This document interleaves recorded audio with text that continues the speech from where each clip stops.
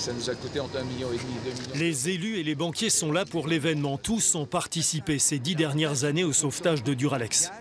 L'entreprise a été créée par Saint-Gobain à la fin de la Seconde Guerre mondiale, mais a failli disparaître au tournant des années 2000 en perdant peu à peu des parts de marché et plus de 800 emplois entre les années 80 et aujourd'hui.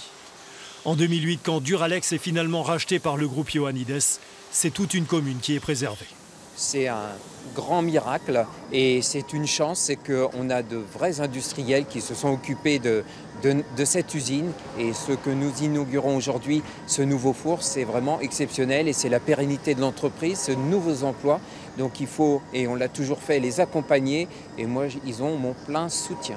Pendant un mois, on fait que ça. Le sauveur Antoine Ioannidis voit aujourd'hui plus grand. Il vient de réinvestir plus de 10 millions d'euros cet été dans ce four industriel unique au monde. Une technologie qui permet de traiter jusqu'à 170 tonnes de verre par jour et à un moindre coût.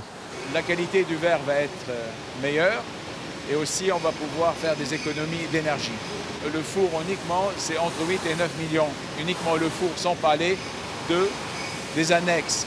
Et en même temps, nous avons investi depuis la reprise 40 millions d'euros dans l'usine. Désormais, 80% de la production est exportée. Et pour faire face à de nouveaux marchés, Duralex va embaucher pour dépasser dès cette année les 250 salariés.